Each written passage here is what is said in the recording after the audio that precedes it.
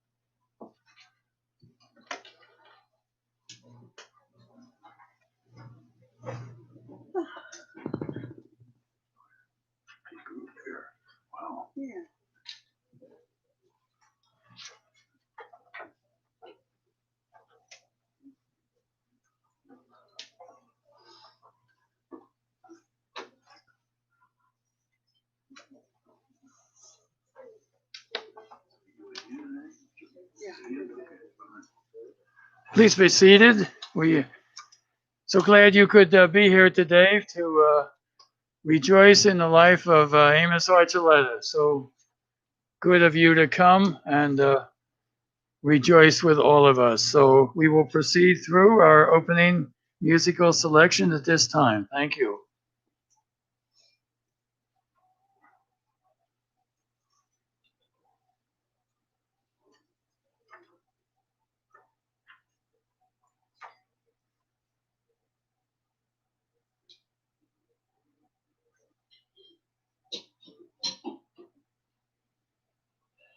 is Amos's Manita Loida.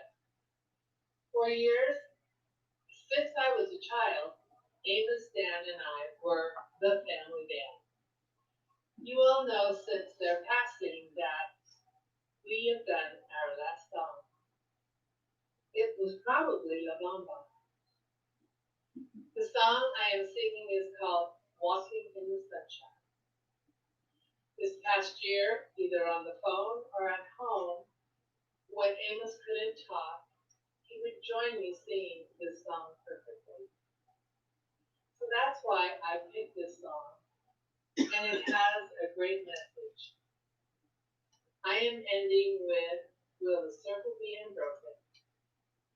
For you, Brother Amos and Dan, I so enjoyed being a part of our family band.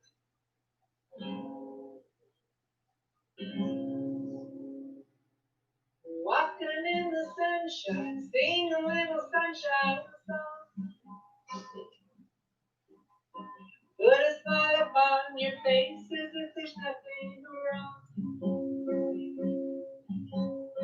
Think about the good times we had a long time ago. Think about forgetting about your worries and your woes. Walking in the sunshine, singing in the sunshine song.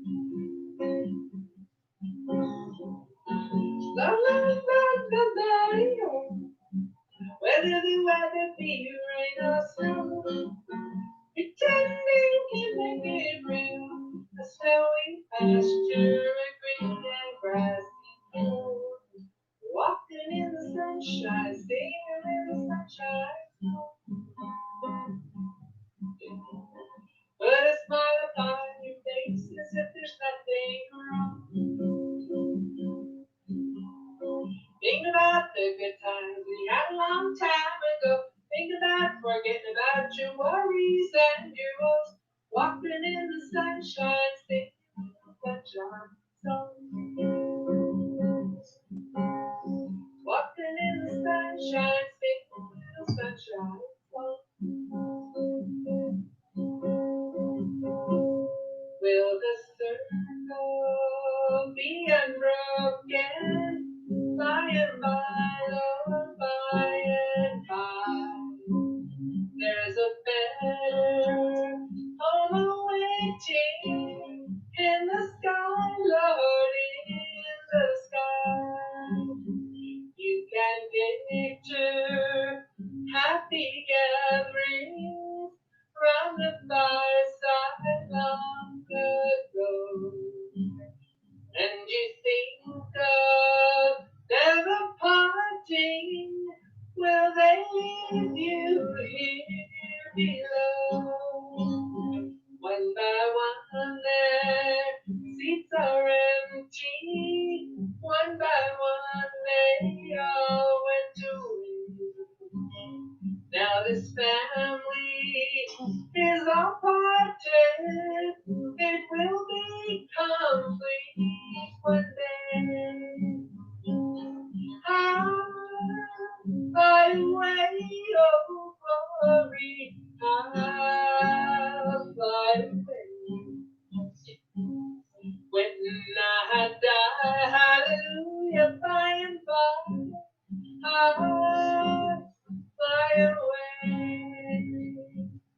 I'll fly away, oh glory, I'll fly away. When I die, hallelujah, by and by, I'll fly away.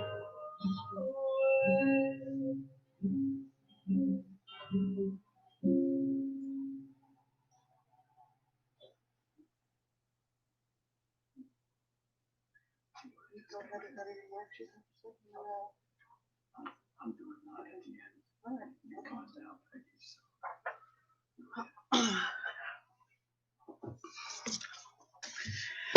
Hi, I'm Peggy, Amos's daughter. I think everybody knows that. So after my mom passed away, I spent more time with my dad than I'd ever spent with him before. I was there in the morning and then again every night. And we talked about a lot of things. We talked about mom. We talked about things that us kids did when we were young, and we talked about Mom. We talked about family vacations and fun things we used to do, and again, we talked about Mom. For Dad's 80th birthday, we gave him a big birthday party, and I wrote a paper just talking about him, telling him how I felt about him and how much I loved him and respected him, and I called him my hero. He surprised me, and he remembered that paper, and he asked me if I'd read that for him again someday, meaning today. Who doesn't like to hear wonderful things about themselves? So for 10 years, I've known exactly where that paper was, and I went looking for it, and I looked and I looked. And of course, I couldn't find it anywhere. So I wrote a new one. My dad was born in Petaca, New Mexico. He was number 3 of Grandma and Grandpa Archuleta's 10 children. He talked about growing up there, running barefoot, chasing chickens, riding his horse to a one-room schoolhouse, playing with his cousins, Levi and Ray, and his brothers and sisters. The family relocated to Utah when my Grandpa Archuleta was transferred by the railroad. Dad stayed behind with his grandma, Pia Valdez, and he spent many years on the mountain alone with her. Dad loved it so much that we spent many family vacations going there. I'm here to tell you there's nothing in Petaca, New Mexico, but he loved it. Dad rejoined his family in Utah, and he attended school in Spanish Fork. He had no idea how the school system worked here, and he showed up for his first day of high school with a brand new pencil in his hand and nothing more. When the bell rang and everyone started to change classes, he was clueless as to what was going on, so he just picked a kid out of the crowd, and he followed him around everywhere he went for a couple of days. He finally figured out how the system worked, and he made some lifelong friends there. Dad ended up quitting high school and going to work to help support the large family. He joined the Army in 1951, and he spent his time in Korea as a gunner during the Korean conflict. He said that Korea was the coldest place he'd ever been. And it was during that time that his little brother Obed drowned in the Spanish Fork River. They put my dad in a little 2-seater plane and flew him home for the funeral. Dad was very proud of being a veteran, and he was a patriotic American citizen. My dad met my mom at a dance when he was playing in the band in Helper, Utah. He talked about looking out in the crowd and seeing a beautiful girl in a pretty white dress. It was love at first sight for him. For Mom, she loved his guitar, she loved his convertible, and those long Elvis Presley sideburns. They were married in October of 1955. After they were married, they relocated to Utah County. They lived in Spanish Fork, and then they settled in Springville. Dad worked for the Denver and Rio Grande Railroad alongside his own dad and his 2 brothers. They raised my 2 brothers, Jerry and Mike, and me in Springville, and we had a very good life. Dad kept busy tinkering on cars and fixing things and always making music. Mom and Dad moved to Salem in 1977. He retired from the railroad, and after 35 years, they found themselves raising a second family. 1 granddaughter and 3 grandsons. There were never any complaints from Mom and Dad. They did what had to be done, and they loved doing it. My dad's music has always played a big part in his life. He was forever backing his little sister Loida whenever she needed him, and he played in many different bands throughout the years. He was self-taught, and he loved playing his guitar. Dad spent most of his musical career with his brother Dan and with Wendell Elder. They called themselves the Midnight Strangers, and they played together for more than 50 years, sometimes having gigs every night of the week, following doing their daytime jobs during the day. They made beautiful music together, whether it was in a honky-tonk, a family party, or a wedding. They played at my own wedding 41 years ago. They played at both my kids' weddings, my brother Jerry's wedding, and many, many others. The Midnight Strangers had a huge following, and they were really good. Wendell is now the sole survivor of that band at the group at the age of 93. It was a huge blow to my dad when he just recently wasn't able to hold his beloved guitar in his hands and make his fingers work like they once did. The last few weeks, whenever I would sit by his side, I would play Mexican Christmas music for him or his own music for him, and he really enjoyed that. My niece Veronica visited my dad and played her guitar and serenaded him in the hour before his passing. I'll be eternally grateful to her for doing that for him. One of the things that I'll always associate with my dad was that he was our worker man. He was our Mr. Fix-It. Dad was always busy working. He worked on cars and in his garden and repairing anything that needed to be fixed. He built things. He cut out all my crafts for me. He would always say, Hita, is there anything else I can do for you? He wasn't always the easiest person in the world to work with. Anybody who's ever worked with him knows that. But he had a lot of knowledge to pass on. And if anyone ever took the time to learn from him, they benefited from him. I know my son Gentry did. I hope that my nephews learned from him too. My dad was a simple man, but he was also an honorable, responsible, honest, hardworking, family-loving, giving, spiritual man. The greatest joy of my dad's life was my mom, his honey. They spent 64 wonderful years together as sweethearts and best friends. They loved to travel, go camping, fish, play cards with friends, drink a cold beer, get away to Wendover, follow the grandkids and the great-grandkids in all their sports and activities. Dad delighted in each new baby, and he was just tickled pink when Jazzy named her little one Stella. My dad absolutely loved his family, his kids, his grandkids, his brothers, his sisters, and his nieces and his nephews. This last year has required a whole team to keep my dad taken care of. It was Brady and I initially, keeping him company and keeping him fed. Brady became quite the expert at frozen dinners and runs to Burger King. Donna pitched in with meals, and she called me every time she heard him fall so we could go get him up again. Tyler and Jen took care of him the last few months, fixing his meals and helping him get up and down to wherever he needed to be. Nadine was his barber, cutting his hair for him when he could no longer lift his arms and do it himself. Gentry installed and then uninstalled and installed air conditioning in an attempt just to keep Grandpa comfortable. Brandon would fly in from San Francisco for the day to take him to lunch and just spend time with him.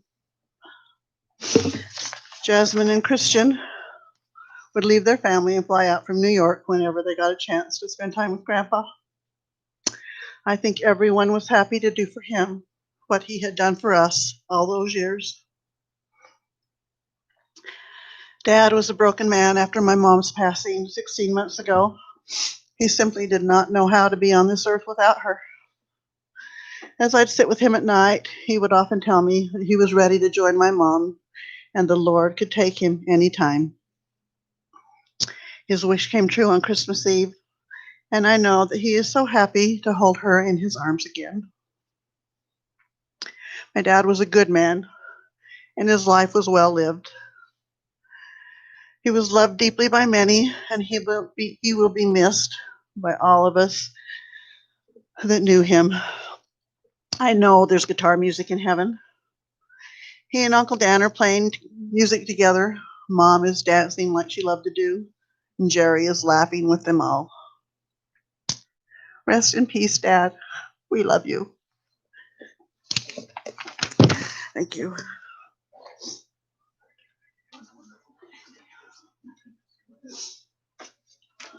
Okay, I'm Gracie. I'm just going to be reading one of my grandpa's favorite scriptures that he had memorized, and he'd read it every day. The Lord is my shepherd, I shall not be in want. He makes me lie down in green pastures. He leads me beside quiet waters. He restores my soul. He guides me in paths of righteousness for his name's sake. Even though I walk through the valley of the shadow of death, I will fear no evil, for you are with me. Your rod and your staff, they comfort me. You prepare a table before me in the presence of my enemies. You anoint my head with oil, my cup overflows. Surely goodness and love will follow me all the days of my life, and I will dwell in the house of the Lord forever. Thank you.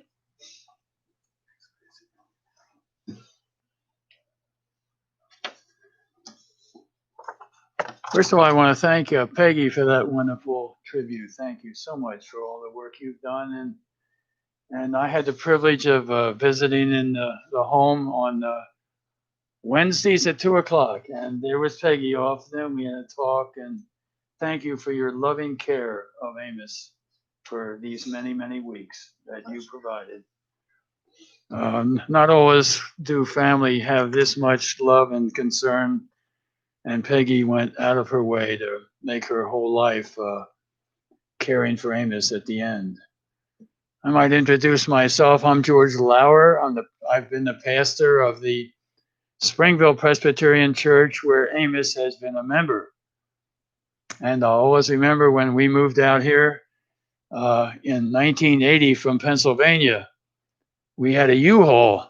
We brought our stuff ourselves with a U-Haul, and we had a rental house in Springville, and we pulled up, and guess who showed up? There was Amos and Dan and Mark, and they were there, and they helped unload the U-Haul and put it in the house we rented for a while. So that was in 1980, my first contact with Amos. It's a few years ago, isn't it?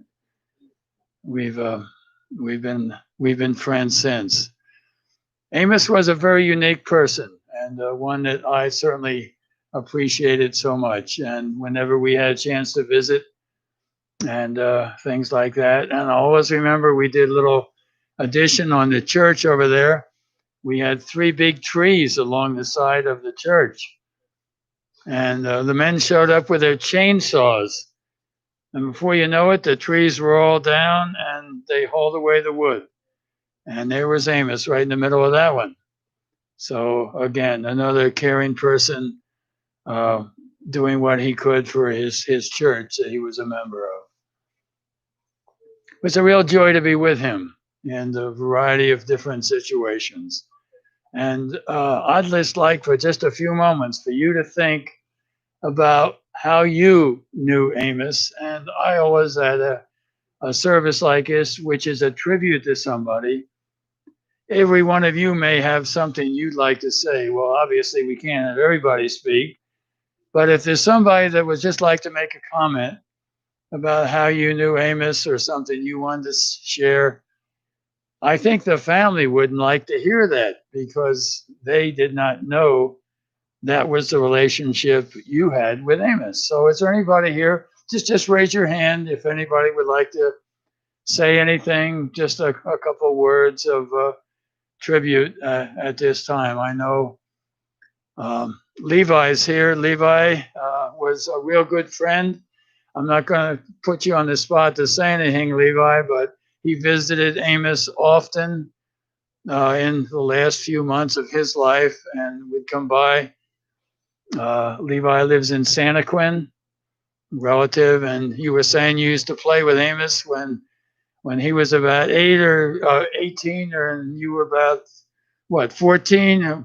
Maybe you're 4 years difference, something like that, Levi? Okay, so again, we thank you for that early relationship that has continued these many years and your visitation often of Amos. So we thank you, and the family thanks you for your concern. Is there anybody else who'd like to make a comment? I know this is not always done. Yeah, please, thank you. You don't have to come up, but you please come on up. Okay, come on up and say what you like. Okay, I'm not the best speaker in the world, but everybody knows I've known Uncle Amos my whole life. I was Aunt Stella's 13th birthday present. I bet she loved that. Her and Uncle Amos got married, and I was their flower girl, me and Charlie. He was the ring boy. I've been around Uncle Amos probably my whole life. I've lived with them. I never gave him any trouble because he would yell at Peggy. And so I'd know if Peggy was in trouble, I was probably not going to be too far behind. So we'd want to go to a dance. We'd ask him, and he'd ham and ha an hour before the dance. I guess you can go. And here we're rushing to get ready. He did that every single weekend. And him and I got along really good. He was, my dad died when I was 7, so Uncle Amos is probably the only other father figure I ever had. He, I used to call him Uncle Amos, but he'd always say I called him Clamus, so I called him Clamus. And he was good. He was a good man. He was frustrating because he could never make up his mind, but he was good, and he treated me good. He treated my siblings good. We always felt welcome at his house. Good thing I felt welcome because I lived there for over a year. If I wouldn't have felt welcome, I would have lived there anyway. But he was good. And so the last few days, I didn't visit him as much because, I mean, what can you say to somebody that doesn't respond, you know? So I would go visit him. I'd hold his hand. I'd talk. The last day I went to see him was Christmas Eve, me and Veronica. And it's funny, I think it was maybe that day or the day before. No response. Finally, when I was leaving, I said, Uncle Amos, it's me. I love you, and I'll see you tomorrow. And never any response. And he goes, oh, I don't know if that was a good response, that he recognized me, or he was glad I was leaving. I couldn't decide. But anyway, I loved my uncle, and I'm glad him and Aunt Stella are together. But it is going to be a big hole in our hearts because we're not going to be able to go over Uncle Amos's and Aunt Stella's anymore because they're not there. So I'll be here for Peggy like I've always been. We've been together when we're like sisters. She probably sometimes wishes we weren't so much like sisters, but we've been together since she was born. There was me and Peggy and Lucy all the time. So I'm here for her. I'm going to miss him, and I miss Aunt Stella. Thank you, Linda. Thank you so much. That was a wonderful sharing time. Thank you for coming forward. Is there anyone else who would like to make a few comments? You don't have to come forward. You can just stand where you are. Please go ahead. Or you can come up. Do whatever you want. This will be just a big family here, right? Okay, you'll come up. Good enough. Well, Miss Shorty here. So I just want to say a couple of things. I know I'm not blood, but the family always made me feel like I was. So, when Grandpa was sick, I was at his house pretty much every day. And Amos and Stella would be there quite often. And they came for Sunday dinner. And so I got to spend some time with them. And they really touched my heart. So, anyways, I just wanted to come up and say that I didn't spend tons of time with them, but the little bit of time I did spend with them made a mark on my heart. And after Stella passed, I just felt so bad for Amos because he was so lonely. So I would go over there and build puzzles with him and just tell him I loved him and try to keep a smile on his face because I just knew he needed a little bit of love, you know? And I just feel like this family has a lot of love. So, anyways, thanks for letting me be part of your family. And I just love all of you. And I love Uncle Amos, so thank you. Thank you, Tiffany. Thank you again. We have somebody else coming forward. Wonderful. I have a comment. Okay, please, welcome.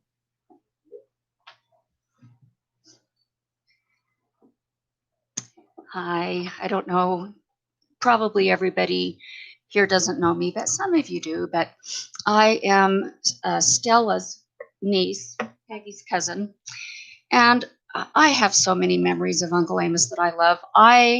The first thing that occurred to me when people were making comments was that I loved coming and visiting and watching my Uncle Amos joke around with my dad, because they would always horse around and play and laugh, and they would call each other compadre, and they were just really wonderful friends. And I loved the love and respect that he gave my grandmother, because Crucita, because he treated her with love and respect. And um, like that young lady said that just came up, they treated everybody like family, and everybody felt loved and accepted. And I loved hearing him play. He played for my wedding, and I was very, very proud of that. So I just want to mostly tell my cousins and my family that I love them. I always take that opportunity when I can. And I really, really love and miss my Aunt Stella. And I know that I will miss my Uncle Amos. And I just wanted to say that. So thank you, everybody. Appreciate it. Thank you, Diana. Thank you very much for sharing. Thank you.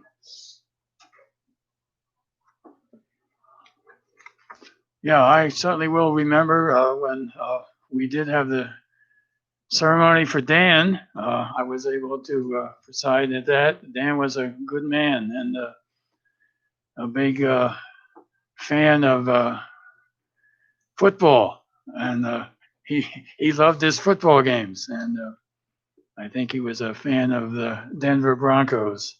If I remember, they had all his material. He had a hat and a shirt and all that kind of stuff. So that was wonderful too. Anybody else would like to say anything about your relationship with Amos? I mean, just a couple comments or anything else in relation to this.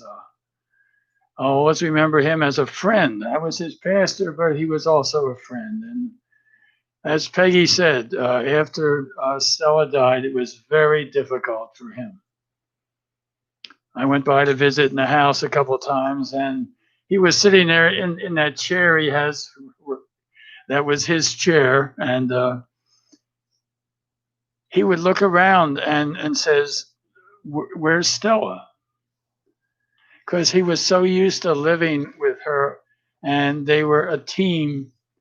And it was very difficult for him to realize that she wasn't going to come walking in the room.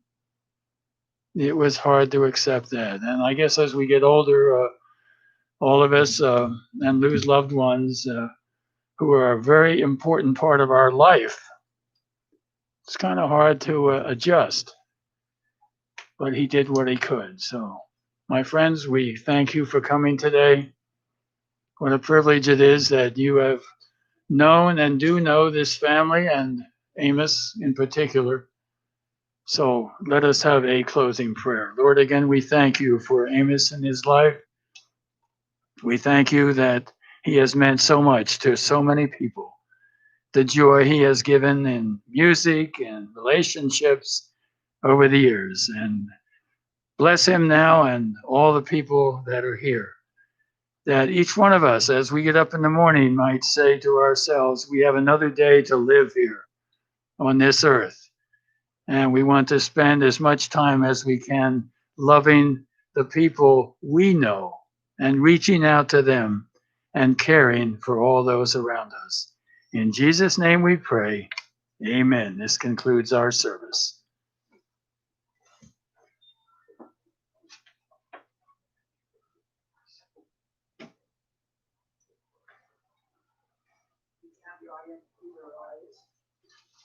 By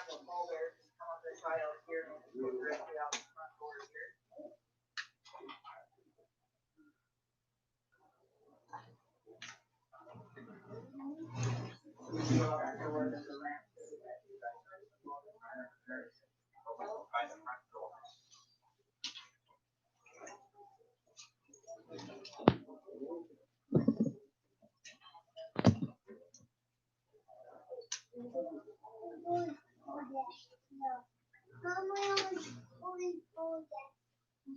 Thank you. You're welcome to follow. So we can go out and plan the follow right behind you.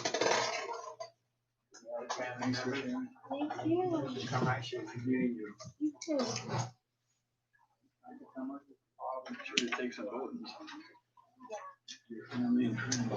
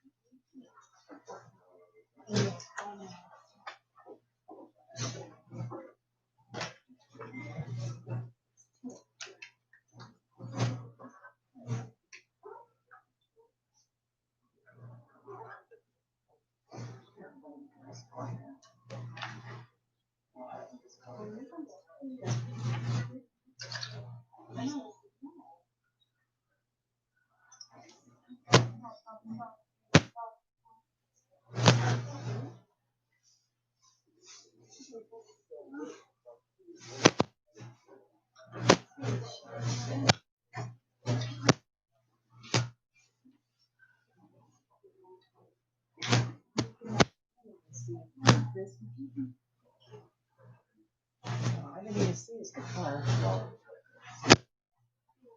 She's got a. Just try and bring it.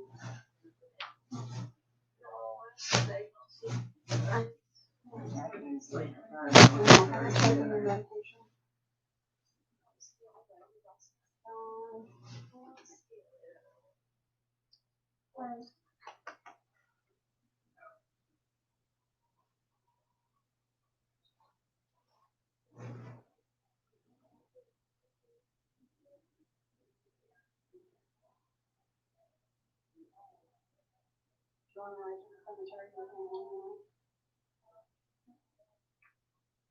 you want to go to the cemetery? Well, you're not driving yourself. Well, maybe you should. You will come go with us.